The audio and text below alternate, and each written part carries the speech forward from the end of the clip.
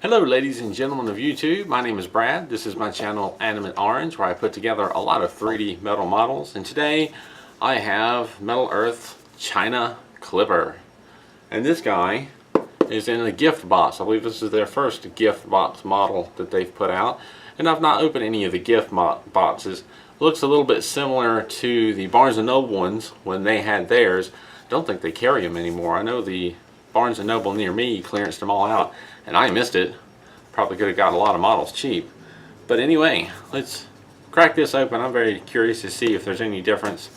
And other than that, it looks to be a fairly simple-ish medium to easy medium maybe. But I won't know until I open it up and put it together. The Metal Earth China Clipper gift box. I believe this was the first gift box that they did. Not entirely sure. Need to find something to cut the tape with. Here we are. So we have a couple of pieces of tape here holding this closed. Put the cap back on that for safety. And what's inside? Oh, did I miss? I got that tape. Okay.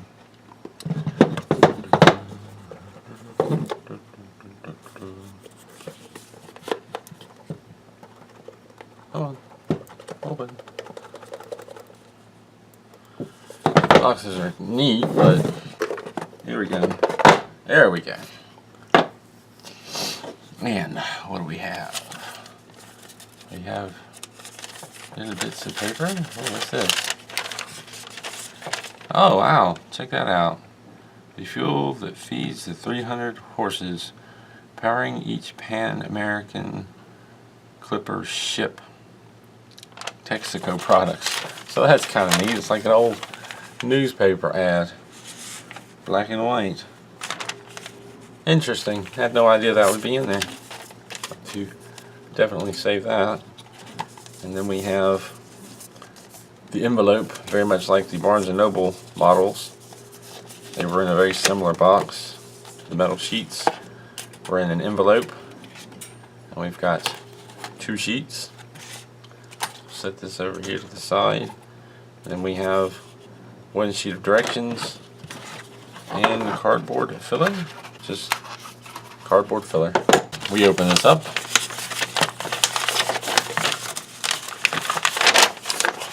And this seems to be a newer style directions. I would have thought that was an older model. But anyway, the usual Metal Earth 3D metal model kit with the line drawing of the model and the sheet. And then we have a couple of sample parts pointing at the insertion tabs, insertion holes, and fold lines. Needle nose pliers are helpful for assembly. The older part of the legend, you see a blue circle in the assembly flowchart, is saying to insert a tab and bend it over, fold it over 90 degrees. Green triangle is telling you to insert a tab and twist it 90 degrees. And right now I don't even see an example. Here we go. Twist it 90 degrees, kind of off sheet there. And then down here we have the two metal sheets. I'll just show you one. It's a line drawing of this sheet with all the numbers pointing to the parts, so you can find the parts when they're numbered in the assembly flowchart. And over in the assembly flowchart on page 2, we start with part 1. Going down here, part 2, and how this folds up and adds in part 3, comes together and goes here. We just follow the arrows over. These are like little sub-assemblies. You'll see them sometimes, showing you either how to fold a part or how to assemble parts to go together into one larger part. So you just follow these arrows, pay attention to the sub-assemblies, and assemble the model.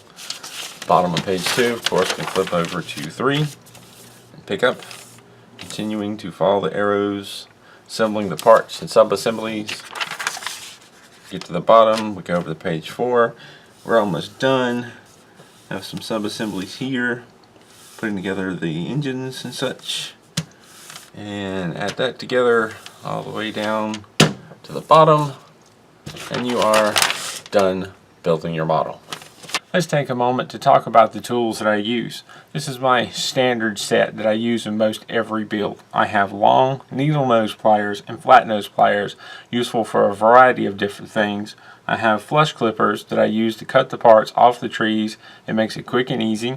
And then I have some precision tweezers, one with a very pointed end, one that's had the pointed end ground down slightly, and one with a flat, sort of curved end. Great for getting into curved areas. And then I have a standard set of tweezers with an angled tip. These come in one of the Iconics models, and I love them and use them a lot. When it comes to shaping rounded parts, there are many options. I used dowel rods for a long time. I sharpened the ends of 2 of them with a pencil sharpener. These 2 are great for making cone shapes. Another option is a cheap drill bit set. This set has quite a few different sizes to choose from. Another option is a set of step mandrels. I don't use these very often, but they sometimes come in quite handy. They're angled needle nose pliers, and I typically use them for one of 2 reasons. Either getting into a strange shaped area to twist a tab because of the angle. More frequently though, I use them to fold over flaps along bases or side of parts that are too long for the flat nose pliers, but needle nose pliers can't get to them safely without bending or warping something else. These will grab a longer area and bend it over. Then we've taken a quick peek at the directions. Got our metal sheets, some tools to get started on this build. Let's put this together.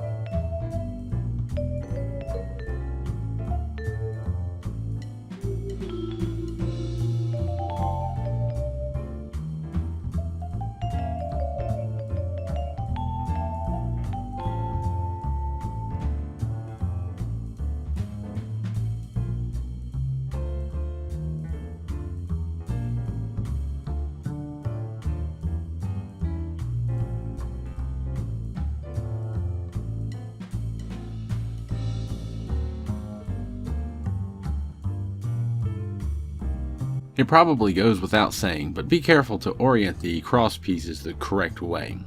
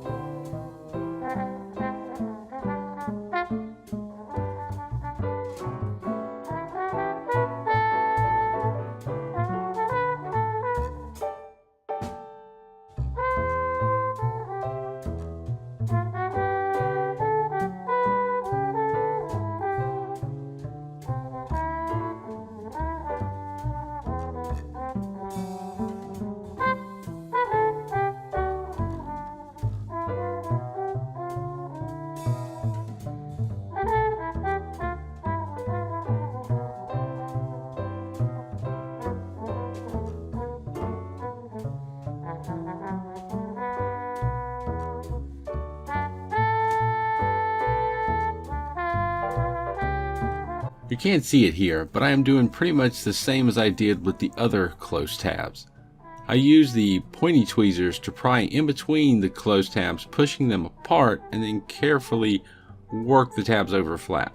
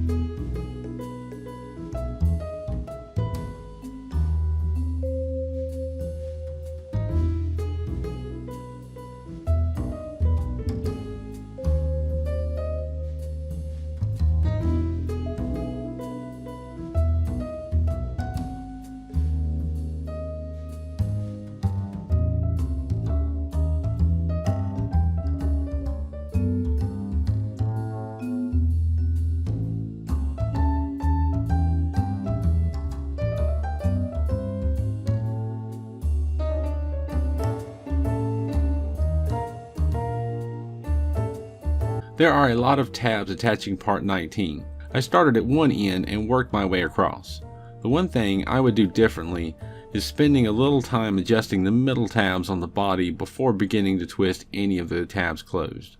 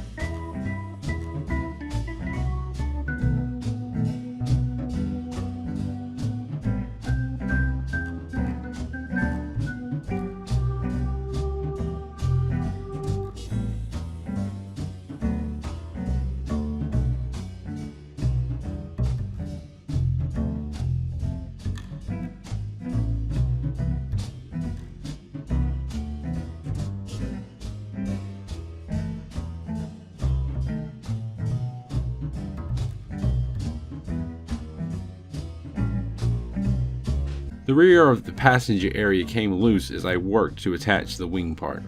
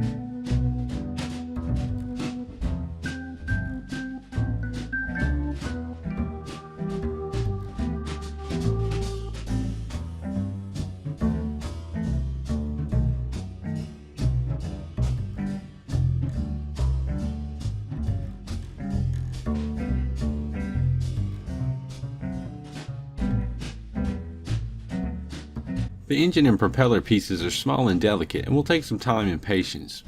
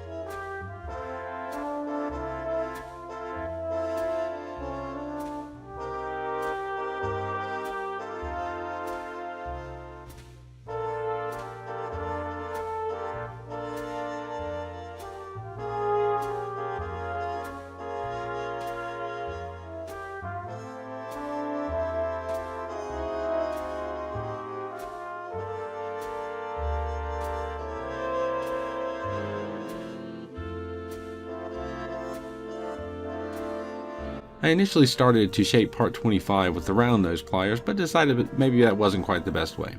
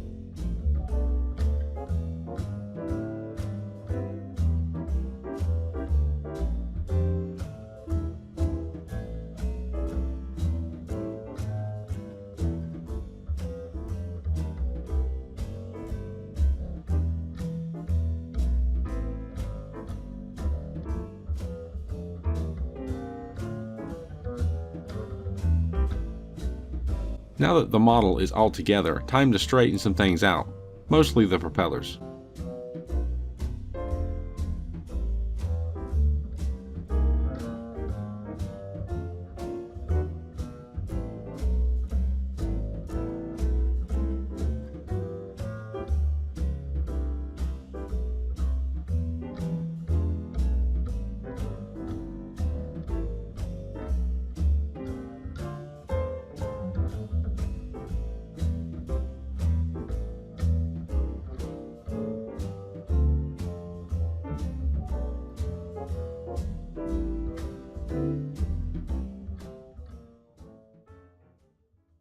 The Pan Am China Clipper. A neat little plane that lands in the water from the 30s. I don't know a lot about it, but it's pretty cool looking. I know it opened up some commercial service to Manila through Honolulu, I believe, back in the 30s. But hey, it's another neat little plane to add to my collection. This took about 2 hours to build. It wasn't very complicated. Takes a little time to build the engines and put them together. They're pretty small, but you know, working with these things, you get used to the pretty small shape of the body. Not difficult. The wings are a little odd in this little under piece here. Those little crossbars and whatnot. That's a little different, but not too terribly difficult to work with. You just got to have patience in folding over those tabs without wrecking everything, and those little precision tweezers help tremendously in doing that. And this is available in both the box set, which I have, that has a neat little box and a little paper, like newspaper clipping in it that's kind of cool, or you can get it in just the normal style with the flat sheet that hangs up like most of the Metal Earth models come in. So either way, I'm pretty sure it's the same build, same model, just different packaging, and not a difficult build. A little bit challenging, they always are, but a fun one if you've got a little experience but not quite ready to get into the really big stuff yet. Check this out.